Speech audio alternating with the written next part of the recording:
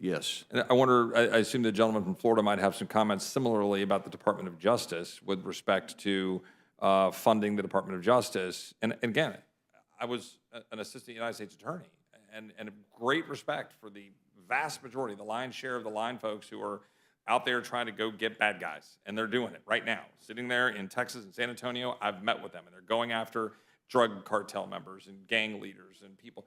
And they run into, of course, judges that won't, actually give them a sentence. But that's a different issue for a different hearing.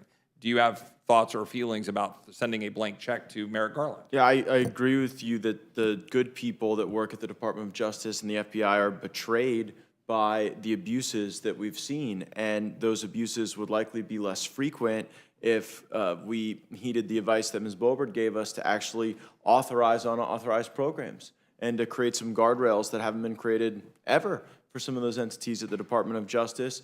And by engaging in this path that we're beginning on with these 4 bills, my hope is that we build sufficient momentum to engage in that programmatic review when we get to the DOJ budget. Did any of you testify, because I can't remember the exact year, as to when the Department of Justice was last authorized?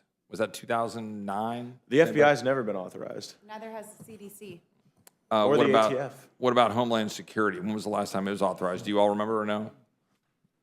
Homeland Security has never been fully reauthorized since its inception. In 2003. Yeah, it was created but never fully authorized. That's correct. And I think these are the kinds of things that make the American people wonder what's going on. And, I ran into a buzzsaw recently, Mr. Gates will agree with me on this, where I was told on the one hand through the Rules Committee that I was unable to do something on authorization, and then told I was unable to do it on an appropriation. And I'm going, well, just when the hell can I do it? You remember what I'm talking about? Yeah, no, it reminds me of the great scene from Austin Powers where the guy says there's only 2 things I can't stand: people who are intolerant of other people and the Dutch. Right.